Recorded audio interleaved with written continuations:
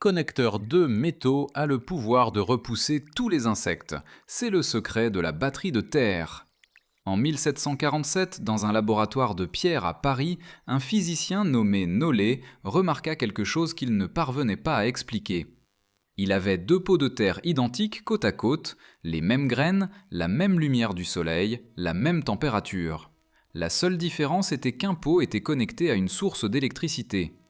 Les graines électrifiées germèrent des jours avant les autres, mais ce n'était pas la partie étrange. La partie étrange, c'était les insectes. De petites mouches grouillaient autour du pot normal, mais refusaient de s'approcher de celui qui était électrifié. Elles planaient au bord, puis s'éloignaient comme si elles heurtaient un mur qui n'était pas là. Nollet nota et publia cela. Et puis, pendant 270 ans, personne n'y donna suite. Aujourd'hui, nous allons y donner suite. Ce que vous êtes sur le point d'entendre est une histoire qui s'étend du Paris du XVIIIe siècle aux tranchées de la Première Guerre mondiale, jusqu'à un laboratoire allemand évalué par des pairs en 2015. En chemin, vous apprendrez l'existence d'un dispositif qui coûte moins de 5 $. Il fonctionne uniquement avec de la terre humide et pourrait être l'un des répulsifs naturels contre les insectes les plus efficaces jamais documentés. Une partie de ceci est de la science prouvée et publiée. Une partie est un mystère historique que le système scientifique ne s'est jamais donné la peine d'expliquer. Je dirai exactement ce qui est quoi. Ouvrons le coffre. Revenons à ce laboratoire de Paris et regardons de plus près ce qui s'est réellement passé. L'année est 1747. L'Europe est sous l'emprise de ce que les historiens appellent l'ère de l'électricité.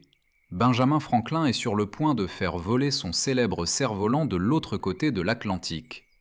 Les scientifiques français se précipitent pour comprendre cette force invisible qui peut hérisser les cheveux, provoquer des incendies et, certains le croient, animer la vie elle-même. L'abbé Antoine Nollet était au centre de tout cela. Ce n'était pas un chercheur ordinaire, il était le physicien personnel du roi Louis XV de France. Quand le roi voulait voir l'électricité démontrée, c'était Nollet qui s'en chargeait, envoyant une fois une décharge électrique à travers une chaîne de 200 moines, juste pour voir si l'électricité pouvait voyager à travers des corps humains. Elle le pouvait. Mais la véritable passion de Nollet était plus silencieuse. Il voulait savoir, l'électricité affecte-t-elle la façon dont les choses poussent? Alors il monta une expérience simple et élégante. 2 récipients en étain, une terre identique, des quantités égales de graines de moutarde, la même salle, la même lumière, la même eau. La seule variable? Un récipient recevait un courant électrique pendant 10 heures chaque jour. En 3 jours, les résultats étaient indéniables. Les graines électrifiées avaient déjà percé la terre. Les graines témoins n'avaient même pas fendu leurs enveloppes. Nollet documenta tout et publia ses découvertes en 1749, concluant que l'électricité accélérait l'évaporation dans le sol et le mouvement ascendant de la sève à travers le tissu végétal. Mais enfoui dans ses notes, presque comme une réflexion après coup, se trouvait cette autre observation, celle concernant les insectes. Il remarqua que de petites mouches se rassemblaient librement autour du récipient non chargé. Mais le pot électrifié se trouvait dans ce qu'il décrivit comme une zone d'isolement. Les insectes tout simplement ne s'approchaient pas. Voici maintenant ce qui rend cela remarquable. Nollet était un scientifique méticuleux. Il n'exagérait pas. Il ne théorisait pas sur la raison pour laquelle les insectes évitaient l'électricité. Il enregistrait simplement ce qu'il voyait. Et ce qu'il voyait était une frontière invisible que les insectes ne franchissaient pas. Le monde scientifique lut son article, loua son travail sur la croissance des plantes et ignora complètement l'observation des insectes.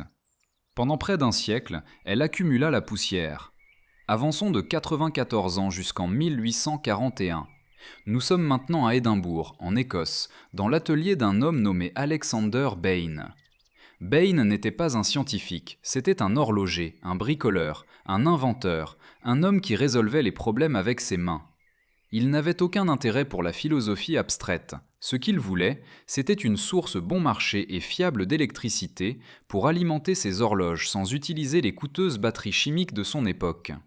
Un jour, Bain eut une idée d'une simplicité trompeuse. Il prit 2 plaques de métal, une en cuivre, une en zinc, et les enterra dans le sol humide derrière son atelier, à environ 1 mètre de distance. Il passa un fil entre elles au-dessus du sol et connecta un voltmètre. Il indiquait environ 1 volt, sans acide, sans bain chimique, sans générateur, juste 2 métaux différents et de la terre humide. Ce que Bain découvrit était de l'électrochimie fondamentale. L'humidité dans le sol agit comme un électrolyte naturel, un milieu liquide qui permet aux ions de migrer d'un métal à l'autre. Le zinc, étant chimiquement plus réactif, cède lentement des électrons. Le cuivre les collecte. Un courant circule en continu. Il l'appela la batterie de terre et elle fonctionnait. Elle alimenta ses horloges pendant des mois d'affilée, sans aucun entretien. Mais c'est ici que l'histoire fait écho à Nollet. Bain remarqua quelque chose d'étrange dans le sol autour de ces métaux enterrés. Les vers de terre semblaient prospérer entre les plaques. Ils se regroupaient dans le champ électrique doux, comme si cela leur était en quelque sorte bénéfique. Mais les mouches piqueuses, elles évacuèrent entièrement la zone. Bain n'était pas biologiste.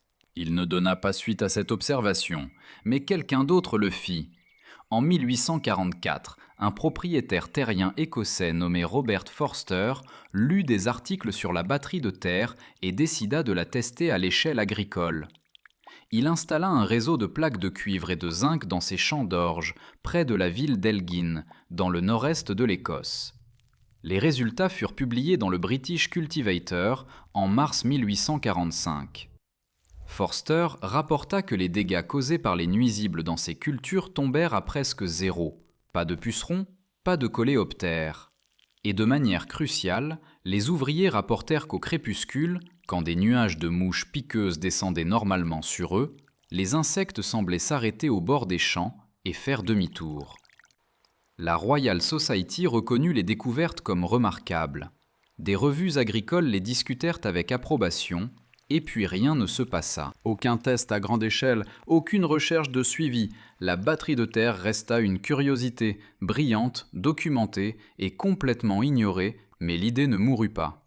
Elle passa dans la clandestinité, littéralement et figurativement, jusqu'à ressurgir au début des années 1920 entre les mains d'un ingénieur français nommé Justin Christoflo. Christoflo était frustré. Il voyait l'agriculture française devenir de plus en plus dépendante des engrais chimiques synthétiques, des produits coûteux qui dégradaient le sol avec le temps et ne faisaient rien pour résoudre le fléau constant des insectes qui dévoraient les cultures. Il avait lu l'ancienne littérature sur l'électroculture. Il connaissait Nollet, il connaissait Bain, et il croyait que la Terre elle-même, et l'atmosphère au-dessus d'elle, étaient saturées d'énergie électrique et magnétique, que les agriculteurs avaient tout simplement cessé d'utiliser. Alors, il construisit quelque chose qui devait sembler de la folie à ses voisins. Imaginez un poteau en bois de 7,50 m planté au milieu d'un champ agricole. Au sommet, des spirales complexes de fils de cuivre et de zinc s'étendent vers le ciel, comme une étrange fleur métallique. Sous le sol, d'autres fils se déploient dans la terre humide. Toute la structure est soigneusement alignée du sud au nord, suivant l'axe du champ magnétique terrestre. Il les appela des antennes électromagnétiques terro-célestes. Le nom sonne théâtral, mais l'ingénierie était délibérée. La structure au-dessus du sol était conçue pour capter la charge électrique atmosphérique, la même charge statique qui s'accumule avant un orage. Les fils enterrés exploitaient ce que les géologues appellent les courants telluriques, les flux électriques naturels qui se déplacent continuellement à travers la croûte terrestre. L'affirmation était que ces énergies combinées créeraient un flux continu à travers le sol, stimulant la croissance des plantes et repoussant les nuisibles. Et selon les résultats documentés de Christoflo, c'est exactement ce qui se passa. Ces cultures d'avoine poussèrent à plus de 2 mètres de hauteur sans engrais artificiels. Ces vignes, auparavant dévastées par le fléau du phylloxéra, qui avait détruit des vignobles dans toute l'Europe, se rétablirent complètement et produisirent de lourdes récoltes de fruits sucrés.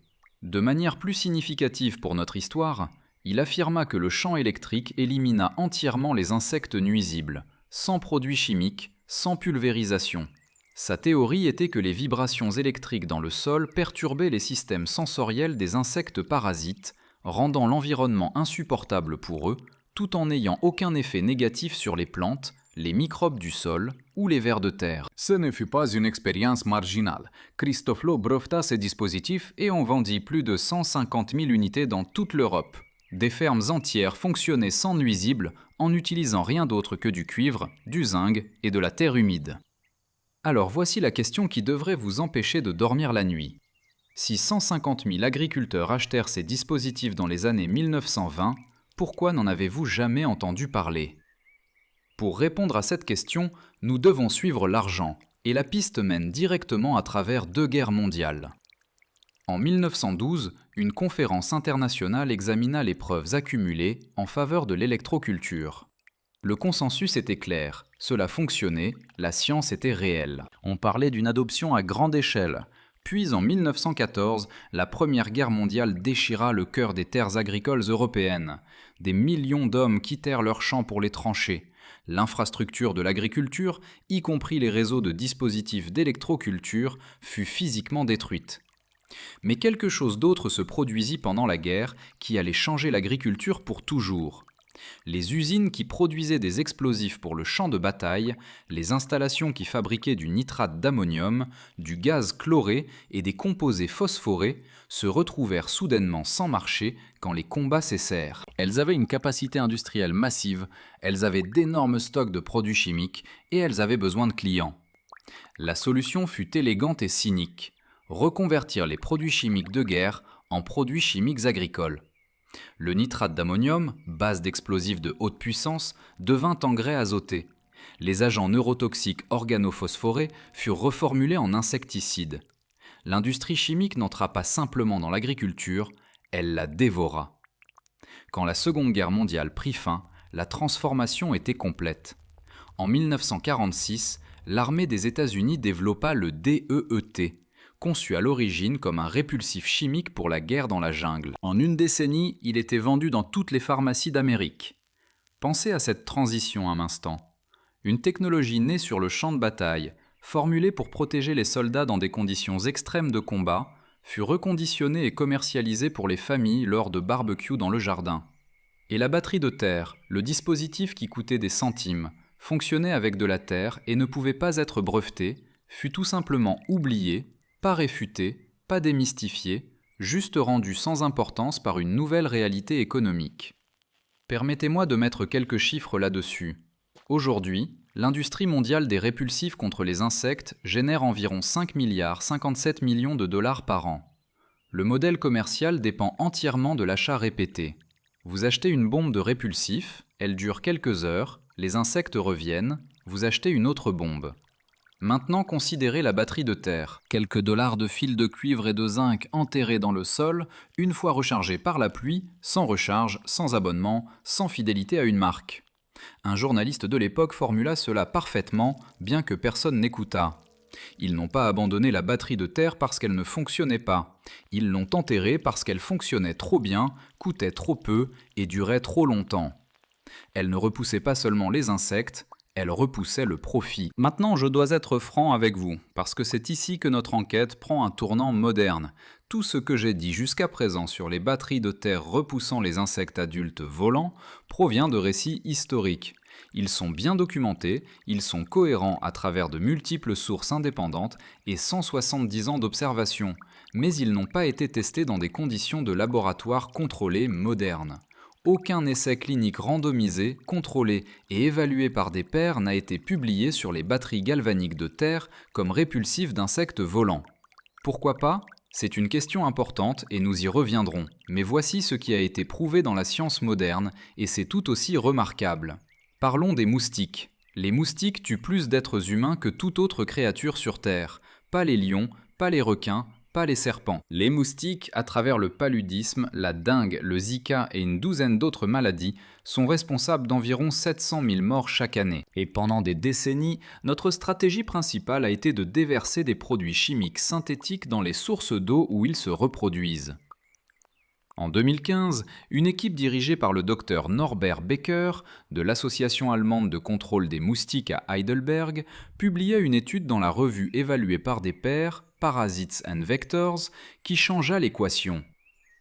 Ils prirent de simples récipients en plastique, remplie d'eau et de larves de moustiques, le même type d'eau stagnante où les vecteurs de la dengue et du Zika se reproduisent dans les villes du monde entier. Puis ils introduisirent différentes formes de cuivre métallique, des pièces de monnaie courantes en euros, des tubes de cuivre et une fine pulvérisation de cuivre métallique. Les résultats furent dévastateurs pour les moustiques. À des concentrations inférieures à 500 parties par milliard de cuivre dissous, chaque larve de moustique mourut. Toutes les espèces qu'ils testèrent, 100% de mortalité.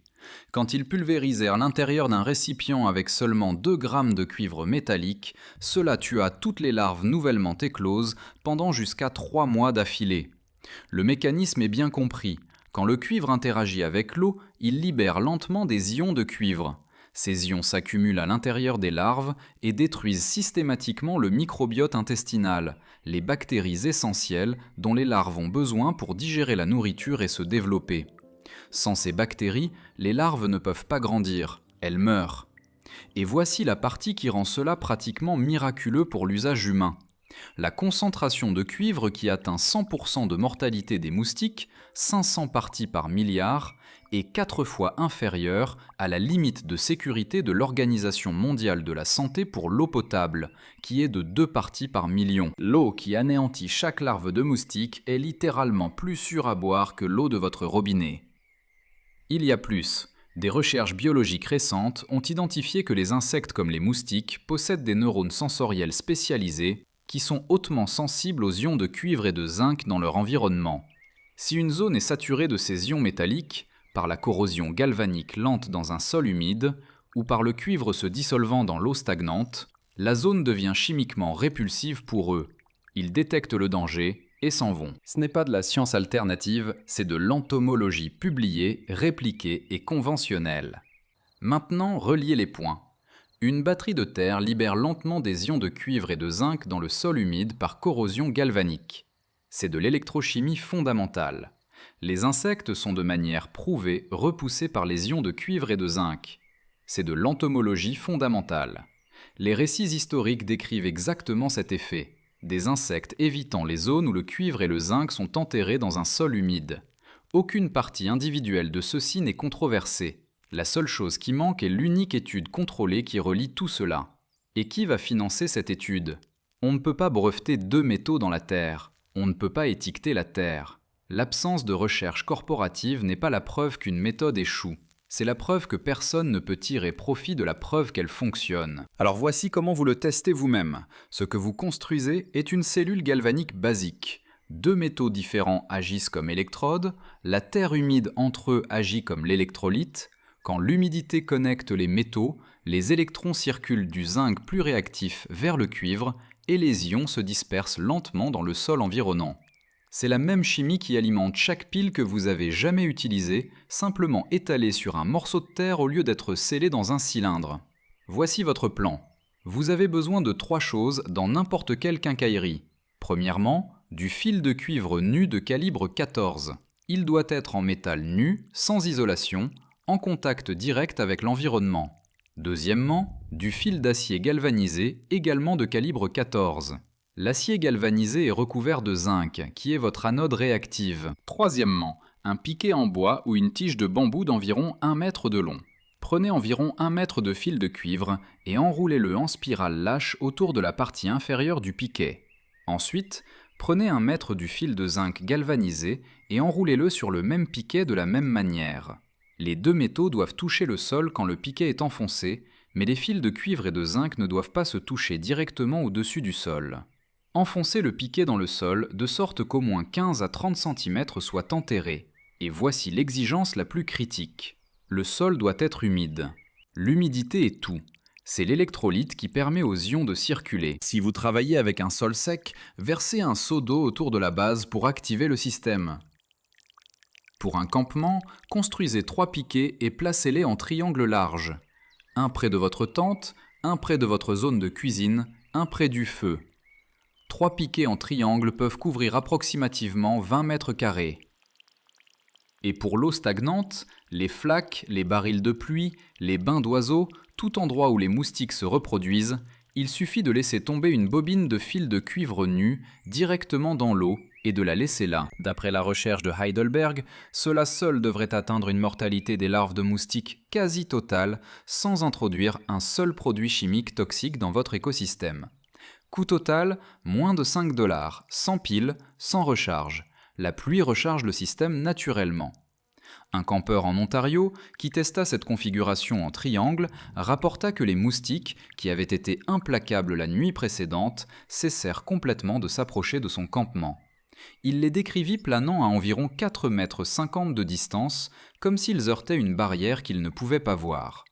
Est-ce une étude scientifique contrôlée ? Non. Est-ce cohérent avec 270 ans d'observation indépendante de Nollet, Bain, Forster et Christoflo ? Absolument. La seule manière d'en être sûr est de l'essayer vous-même. Permettez-moi de boucler la boucle. En 1749, Nollet vit des insectes fuir un sol électrifié dans un laboratoire de Paris. En 1841, Alexander Bain alimenta une horloge avec de la terre et remarqua que les mouches avaient disparu. En 1845, Robert Forster documenta des champs exempts de nuisibles sur ses terres agricoles écossaises.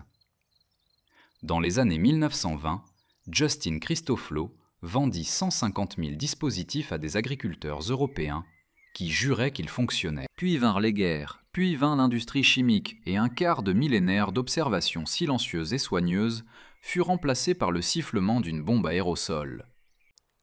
Le système scientifique conventionnel dira que davantage de recherches sont nécessaires. Ils ont raison, elles sont nécessaires. Mais pendant 270 ans, personne ne les a financées parce qu'on ne peut pas monétiser 2 métaux dans la boue. En attendant, le cuivre conduit toujours. Le zinc réagit toujours. Chaque morceau de sol humide sur cette planète est une batterie en attente d'être activée. La science des ions de cuivre tuant les larves de moustiques n'est pas une théorie. C'est un fait publié et prouvé. Et le registre historique des champs galvaniques repoussant les insectes est trop cohérent, trop répandu et trop bien documenté pour être une coïncidence. Nous avons troqué cette relation élégante et naturelle entre le cuivre, le zinc et l'eau, la terre, par une bombe aérosol remplie d'un produit chimique qui a été originellement conçu pour la guerre dans la jungle. Non pas parce que l'ancienne méthode avait échoué, mais parce que la nouvelle était rentable. Ce week-end, dépensez les 5 €, achetez le fil, enterrez les métaux, ajoutez de l'eau et filmez ce qui se passe. Publiez avec le hashtag #ToEarthBatteryTest. Si un nombre suffisant d'entre nous le fait, si un nombre suffisant d'entre nous génère les preuves qu'aucune corporation ne financera jamais, nous n'aurons pas besoin d'attendre la permission du système, nous aurons les données nous-mêmes. Les plus grands secrets de l'histoire sont souvent enterrés juste sous nos pieds. Restez curieux. Si cette histoire a changé la manière dont vous regardez le sol même sous vos pieds, s'il vous plaît, abonnez-vous et aimez la chaîne. Nous déterrons l'histoire qu'ils ont essayé d'enterrer et nous récupérons le savoir qui aurait dû être oublié. Cultivons un avenir meilleur ensemble. Le prochain trésor caché de la science sera révélé bientôt. Monsieur